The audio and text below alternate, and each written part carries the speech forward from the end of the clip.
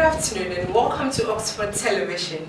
You are right here on Rights Arena with me, Gorgina Ajin. As you already know, on this program we discuss human interest stories, women and children affairs. Today we are glad and really honored to have in the studios with me the Arts House's Secretary and the President himself of OIBG, Oxford Institute of Business and Journalism, to discuss the rules and regulations in this school. Stay tuned as we bring you the rules and regulations. We'll be right back. Welcome back from that short commercial break. You are still live on Rights Arena.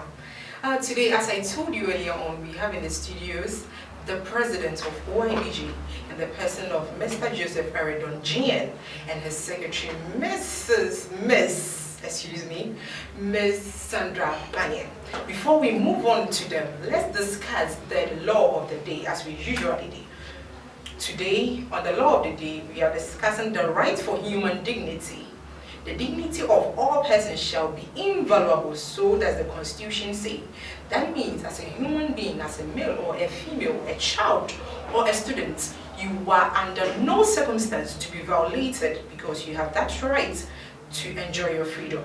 And the same right says that no person shall, whether or not he is arrested, restrained, or detained, be subjected to torture or other cruel, inhumane, or degrading treatment or punishment. What the law is saying is that as a human being, whether you are arrested or not, they have no right or order to torture you. What we see in our program on our prisons these days, you see people beaten, especially the police force. They'll be beating people just because they've arrested them. Under no circumstance should a police officer or any military personnel exhibit punishment or torture on a victim. Moving on to today's program, today as I said earlier on, we have the President of OIBJ here in the person of Mr. Joseph. Mr. Joseph, you are welcome to the program. Thank you very much, and good afternoon to our cherished viewers out there. It has been a privilege being on your show this afternoon, and I'm much honored. Thank you. Ms. Sandra, looking lovely as always. How do you do? Very well. Same breeze is keeping me. Ladies and gentlemen, today we are going to discuss the rules and regulations in OIBG. OIBG is the short form of Oxford Institute of Business and Journalism. As there's a saying that there can't be any institution without rules and regulations. So today, as we have the opportunity to talk to the President himself of this institution, we ask him knowledge about these rules and regulations. Let me start with you, Mr. President. What are some of the rules governing the school? Thank you very much for the question. Once again, good afternoon to our cherished viewers. As you rightly said, in every institution or every organization, there are rules and regulations. In as much as Ghana is a country and we have a constitution that guides us, Oxford here we also have rules and regulations. Either it is from the administration, and as well we also have the SSC constitution that guides the students as well. Let's come to some sample of the rules that we have in this institution. For instance, punctuality on campus, for instance, is something that the administration have really stated clear in the student handbook as to how punctual you should be on campus throughout your semester and throughout your stay on campus. Besides, we also have rules that guide the dressing code or how decent you should be as a student of this institution. As well, we also have rules regarding how you should behave or you should react towards lecturers and then quality students as well as administrators in this school. I think these are many more rules, the rules that are guiding students and as well people on this campus. I think these are the sample rules that we have so far. But the SSC Constitution also have a lot of things that guide the students. It also speaks for the student, you know. The Student Representative Council, it promotes and protects the interests of the students. As well, we also have the Constitution, the SSC Constitution, that outline the benefit or the privileges every student is entitled to.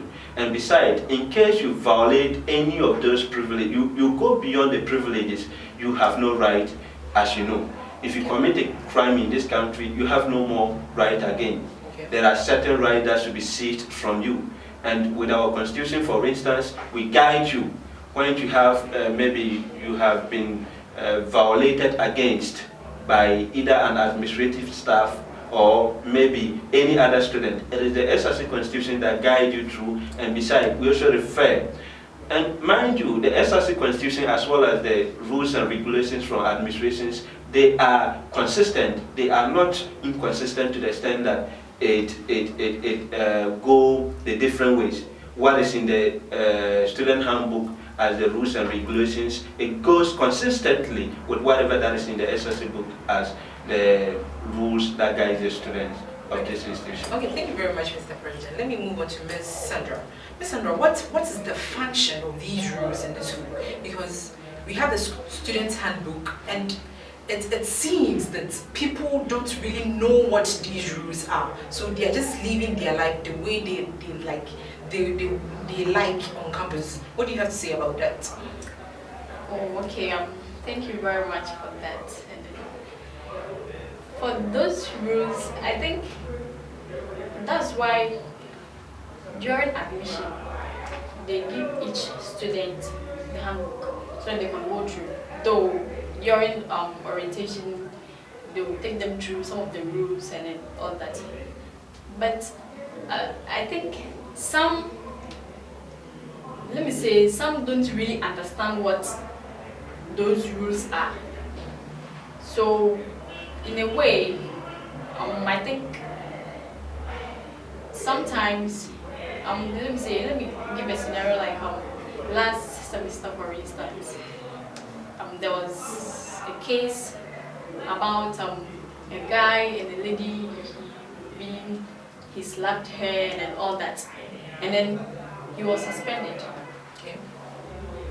So with that, someone sitting somewhere will say, oh, these rules, they are really following it. If you go off, like maybe if you go, they will make sure they will put you in the right track. Okay. So I can say they are really functioning, Okay. but some of us are not seeing it. Okay. Yeah, they are really there. And they are really What I also want to know is that are these rules and regulations applicable to only students or the administration? Oh, it's both. Because the administration forms part of us. Okay. Yeah, so it's not only about the student. That's why sometimes, let me say, the staff at times they take into consideration some of our grievances concerning some of the staff or the lecturers. Okay. So they apply some of the rules to working. Mr. President, what do you have to say about that? Actually, as to whether it is applicable to students only, rules in this country, let me take the country as an example. The rules that is precisely the constitution of the country, it's not only meted on the layman or the grassroots citizens or the ordinary Ghanaian, but it bounds on every minister, every executive person in this country. Even the president is not exception. So these rules, if, for instance, let me set a scenario this way, does it mean because you are a lecturer, if you violently and aggressively violate a student right, does it mean you should go free? That's not the case. In as much as the rules are strictly and are meant maybe 70% for the student, it also bound on the lecturers. Maybe at the point of their taken into the school as lecturer, they might have also been given some guidelines as to what not to do. Some sort of bylaws. Yes, and that might come from the principal or the CEO of the school. That is Mr. Kofi. It might come from him. And that one, it is between him, the contractor, and then the client. It is between the principal or the CEO and then the lecturer, which are not available to each student to know. But what I know too is these laws guide the student as well as the lecturers as well. When, for instance, when we go to the SRC Constitution, you can't, as a lecturer, connive with a student leader to get something that belongs to the SRC, and you'll be allowed to go free. In as much as you are a lecturer and you are involved or you are implicated in that particular crime, you should be dealt with as the way the students should be dealt with as well. So the rules and regulations are not respecter of any person on campus here. Okay, the rules and regulations is not a respecter of any person or anybody on this campus. That means these rules and regulations are also applicable to lecturers as well as students. Okay, Mr. President, what I want to know is, over the years in Oxford, I want to know the history about these rules and regulations. I want to know that what has been the response of students with regard to these rules and regulations, because we know most of us out here are maybe adolescents or in our late adolescents. How do they respond to these rules and regulations? Actually, there are just some few instances that I can cite that the rules was used properly on them. But beside that, the fact that we have not seen many instances where we should apply the rules suggests to me and to you as well that people are reading the rules and they are going by them. Okay. But one instance I can cite is way back last semester, that is somewhere May thereabout. Okay. You could see that a student was asked to apologize to the student body, the administration, and to the extent of being suspended for some week for the fact that he has written something against the institution, which are not right. So if you have anything to channel, the registrar is the right person to channel. And the rules that are stated in the book have made it clear that this is the person to channel the information through.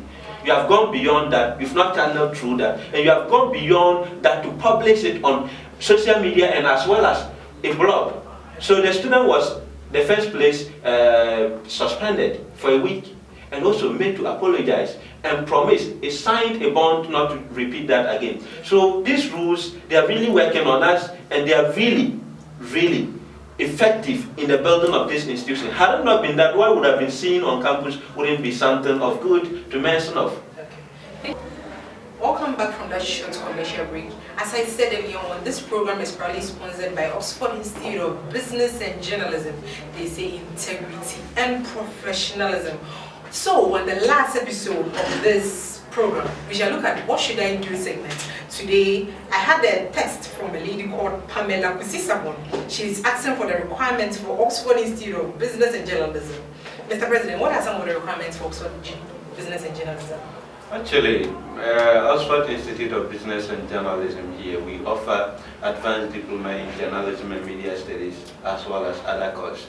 But the requirements here, you should be an SS graduate. That is for the diploma program. And you should have from A1 to C6, or possibly if you even have problems and you can, we can make you write a mature exam. That is if you are up to 25 years and you are having a working experience of at least 2 years. We can ask you to write maybe a mature examination and then you'll be passed. Besides, even if you're having problems in your other courses or results, you can come here, register with the Oxford remedial classes and write to better it, and you're free to go. I think it's a cool place and it's a nice place. Having been here, I've been proud of the school as well. Since February 2017, I've been proud of the school. Thank you very much. Ms.